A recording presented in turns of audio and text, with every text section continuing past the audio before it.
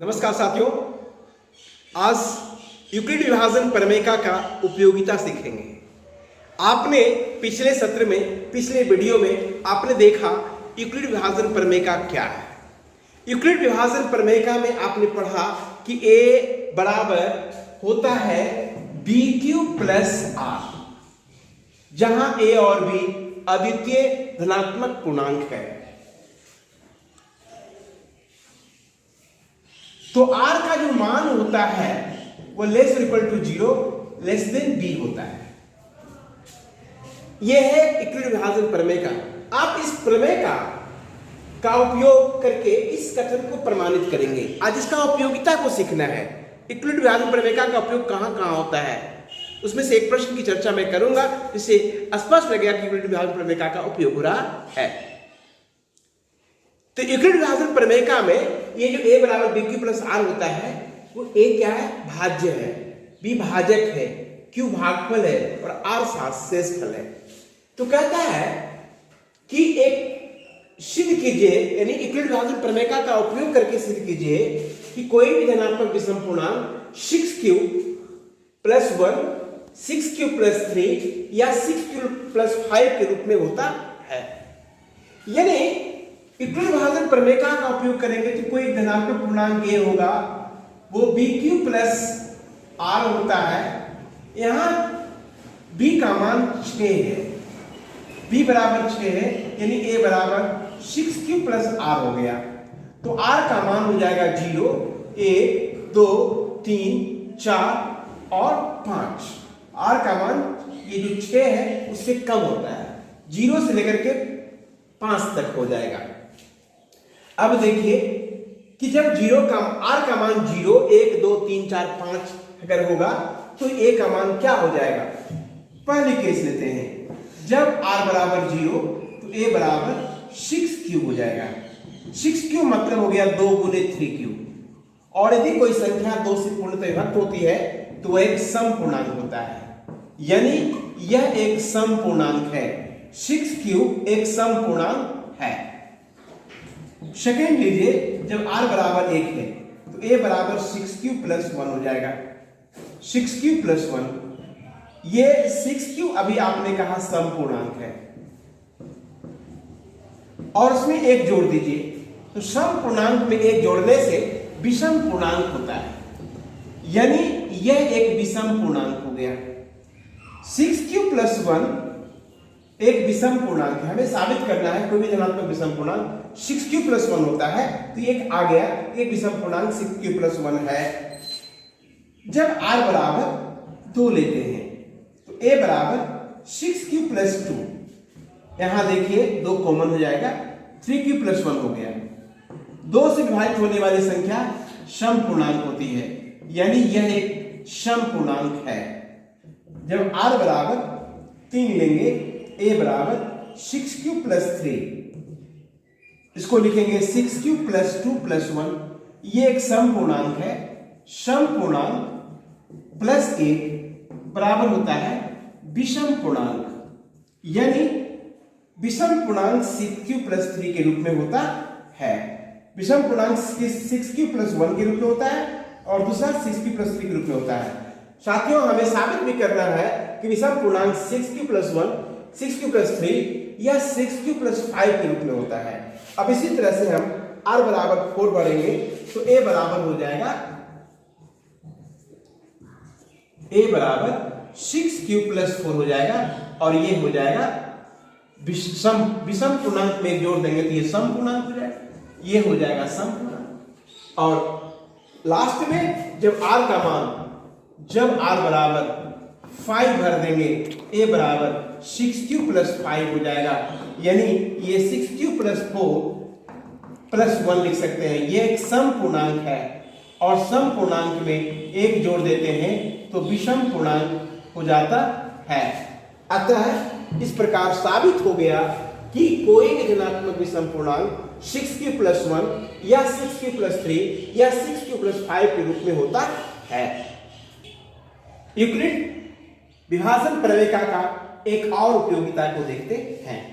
Euclid विभाजन प्रमेय का प्रयोग करके फिर दूसरा प्रश्न साबित करते हैं किसी धनात्मक पूर्णांक का जो वर्ग करें तो वो 3m या 3m+1 के रूप में होगा। किसी पूर्णांक को जब हम वर्ग करें तो वह या तो वह 3m हो या 3m+1 के रूप में हो, ये हमें साबित करना है और यूक्लिड विभाजन प्रमेय का प्रयोग करना है। यूक्लिड विभाजन प्रमेय का से क्या हो जाएगा, a बराबर BQ+R, यहां पर लिखेंगे यूक्लिड विभाजन प्रमेय का से a बराबर BQ+R, यहां b बराबर 3 है तो a बराबर 3Q+R होगा। तो r का मान 0, 1, 2 है। जब 3 होगा तो r का मान 3 से कम तक यानी 0, 1, 2 होगा। अब केस लीजिए जब r का मान 0 हो जाए तो a बराबर हो जाएगा 3Q, वर्ग करेंगे तो a स्क्वायर हो जाएगा 9Q²। 3 इंटू 3Q² इसको लिख सकते हैं। 3Q को अगर कुछ देर के लिए m कर दे तो ये 3m हो गया, यानी वर्ग करने पर ये 3m के रूप में हुआ, ऐसा माना। जब r बराबर 1 ले a बराबर हो जाएगा 3Q+1। अब वर्ग करते हैं, 3Q+1 का स्क्वायर करेंगे तो 3 का स्क्वायर हो जाएगा 9, 3Q², इसको ऐसे लिखते हैं 3Q² plus 2 into 3Q into 1 plus 1 का square a² plus 2ab plus b²। a plus b के होल स्क्वायर रूप में तोड़ देते हैं, a² plus 2ab plus b²। ये 9Q² हो गया, ये 6Q प्लस 1, ये दोनों में 3 कॉमन है तो 3Q² प्लस 2Q प्लस 1। अगर कुछ देर के लिए इसको m कह दें तो 3m+1 हो गया, यानी a² 3m+1 के रूप में हुआ। हमें साबित करना है ये तो 3m के रूप में हो या 3m+1 के रूप में हो, तो 3m के रूप में आ गया, 3m+1 के रूप में आ गया। अब लेते हैं जब r बराबर 2 तो a बराबर हो जाएगा 3r+2, 3Q+2। अब स्क्वायर करेंगे तो 3Q+2 का होल स्क्वायर करेंगे, 3Q का square plus 2 into 3Q into 2 plus 2 का स्क्वायर, ये हो जाएगा 9Q², ये हुआ 12Q plus 4, 3Q² plus 12Q, 4 को लिख सकते हैं 3 प्लस 1। अब यहां से यहां तक 3 कॉमन है तो 3 यहां 9 है तो 3Q² plus 4Q plus 1 plus 1। अब 3 इतना को हम अगर m कह दें तो 3m+1।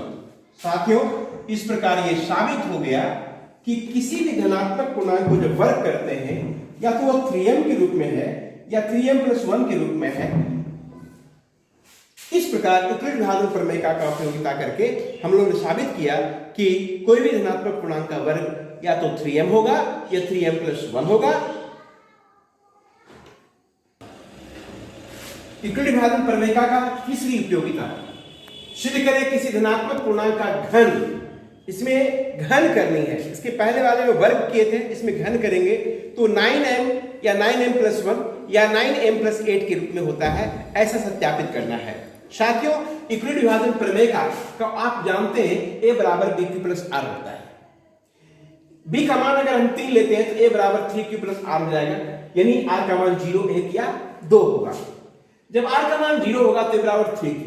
यहां कहता है घन करने पर तो a का घन किए, a का घन करेंगे यानी 3Q का घन करेंगे तो 3 का क्यूब 27 होता है, 27 का क्यूब 27Q यानी 9 गुने 3 का क्यूब, यानी इसको 3Q को m कह दें तो 3m हो जाएगा, यानी AQ 3m के रूप में हो गया, ये 9m के रूप में हो गया।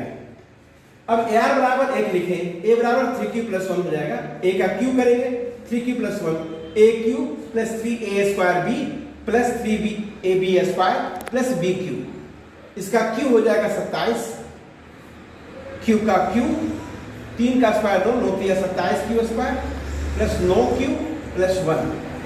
अब यहां से यहां पर देखिए 9 कॉमन हो जाता है तो 3Q plus 3Q² plus q plus 1। इसको अगर कुछ देर के लिए m कर दें तो 9m + 1 हो गया। यानी स्पष्ट हो गया घन करने पर 9m के रूप में हो रहा है, 9m + 1 के रूप में हो रहा है। अब r का मान 2 लेते हैं तो 3q + 2 हो जाएगा। 3q + 2 का होल क्यूब, 3 का क्यूब, 3q का whole cube, 3 × a² b + 3ab² + b³। 3 का क्यूब हो जाएगा 27q², 3 का स्क्वायर 9, 9 × 27, 27 × 54, 54q², 3 × 9, 9 का × 2 का स्क्वायर 4, 36, 36q + 2 का क्यूब 8। साथियों यहां से लेकर यहां तक हम 9 कॉमन निकाल लें, 27q का पावर 3, 9 × 6 = 54q², 9 × 4 = 36q + 8। अगर इसे हम m कर दें तो 9m + 8। अतः इस प्रकार साबित हो गया कि किसी भी धनात्मक पूर्णांक का घन करने पर या तो वह 9m के रूप में होता है, या 9m + 1 के रूप में होता है, या 9m + 8 के रूप में होता है। इस तरह से आपने यूक्लिड विभाजक प्रमेय की सहायता से आपने 3 प्रश्नों को सत्यापित किया, उसका उपयोग यहां पर आपने दर्शाया। धन्यवाद।